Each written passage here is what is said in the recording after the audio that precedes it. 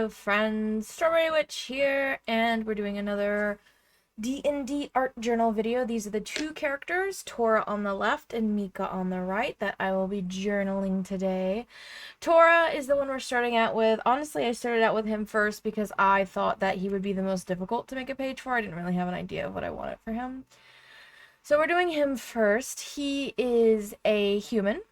37 years old, an Aries. He stands at about 6'3". And, oh, to mention, we're finally doing a video on my characters. These are my characters, my NPCs. And they are best friends to the character that I play the most in Shattered Memories. Tora was an orphan and was bullied a lot as a kid because he was really skinny and an easy target. So when he was 14, he snuck out and he went to the library, met a man named Roan.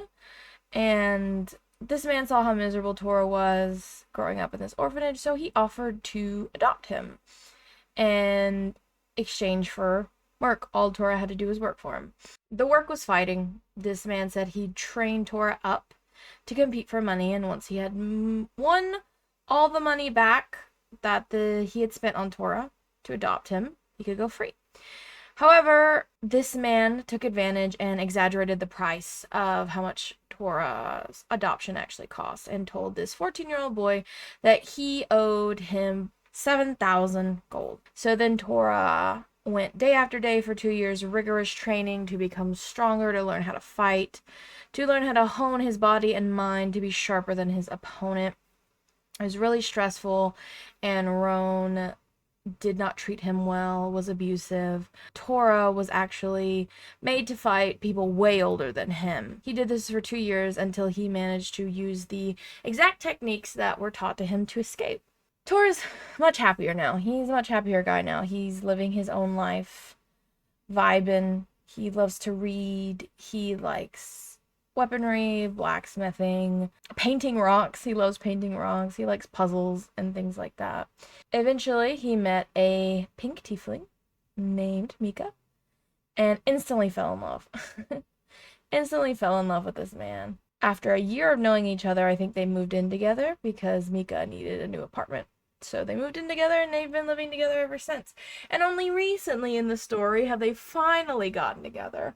So after much pining and much ridiculousness, they finally got together after Mika realized that he was also in love with Tora. So it really was a situation of Tora just waiting for Mika, even though he had been in love with Mika since the beginning. But he's a monk. He's a, what is it, what is it called? Phantom monk? What is it called? Shadow Step monk? I don't remember what it's called. But whatever that one's called, that's what he is. He is a very quiet guy, very thoughtful, very quiet, just kind of chilling and vibing, you know.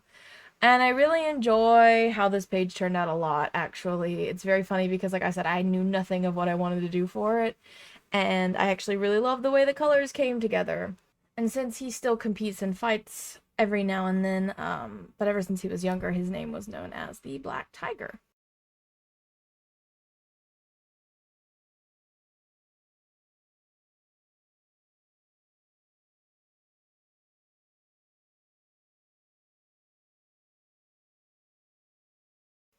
And now we move on to Mika, who also fights. They met in a fighting ring. And Mika's fighting name is the Iron Lotus, so you'll see me use washi tape later that's Lotus themed.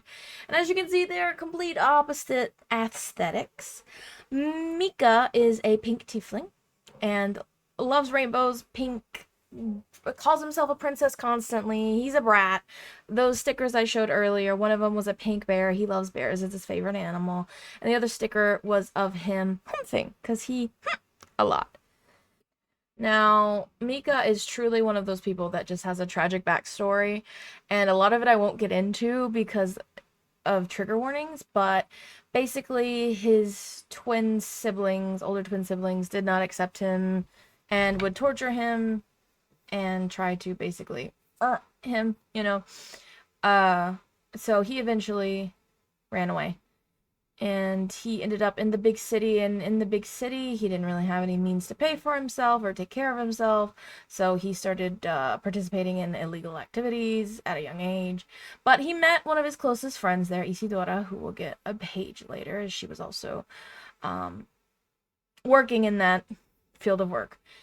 And he unfortunately met with a man who treated him like crap and had him in this abusive, manipulative relationship. But Mika's friends that he made managed to pull him out, and soon after he met Tora, so everything finally was getting better. Everything was finally coming up Mika for once. And I love Mika because Mika is one of those characters that have had a truly tragic backstory, but he remains positive throughout all of it. He always looks on the bright side of things. He's always got a smile on. He's always giggling and having a good time. And that's something I genuinely love about Mika. And I didn't expect for this to happen, but Mika has become a fan favorite of my players.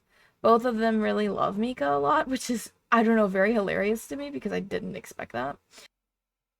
So you're gonna see me get mad at the sticker because I was trying to peel it. Like, I spent all this time cutting it out and I couldn't get it to peel off. And then when I did, I noticed that because I had glue on my fingers, the glue like transferred over to the sticker. So the sticker was extremely dirty. So I try to be more careful when I cut out the second one. Make sure I don't get my fingers all over it. I wipe them off and stuff. But then I proceed to try to peel this sticker for 5,000 hours because I don't want to get my stickiness on it. And I just was losing my mind with this sticker. And it still ended up a little dirty. I was pissed, as you can see by me flipping it off. But anyways, that's neither here nor there. So, yes. Mika became a fan favorite, and I didn't expect that because he is a brat and he is very loud, and there's my paint getting everywhere for some reason. But yeah, he's a fan favorite, which I'm happy for him. He is a bright guy. He is a very happy dude, so I guess he just, spreads some of that happiness to people as well, which is great. These two, I just love their aesthetics and I love how different they are. But, the fact that they're on two opposite ends of the spectrum does not take away from how much they love each other and how close they are. So, they are the first two characters that I'm doing for the Lustile NPCs, because the ones I did before were Golden Servant. So now we're actually getting into the Lustile NPCs. So you're going to see a lot of the NPCs that inhabit the city of Lustile, the capital of Vanlore. And these are the first two, because I think these were the first two that were introduced. So, yeah, I said I didn't know what to do with Tora's page, but it came out really well. And then when it came to Mika's page, I was just at a loss. I don't know why. But, you just slap some glitter on stuff and it makes it better. And it did. And I'm very happy with the way these two pages turned out. I think they came together really well. Like I said, I love the opposite aesthetics of the two. I love how one's darker and one's lighter. And I'm happy to finally introduce you to my characters, because it's only been Yelsa's characters up until this point. So this is finally my characters, Tora and Mika. I hope you enjoyed this video, and I hope that perhaps you were journaling along with me. That would be really cool. I'd love to hear about your D&D characters and your D&D stories. And I hope you all have a great day. Be gay, do good, and I will see you in the next video. Goodbye, my dears.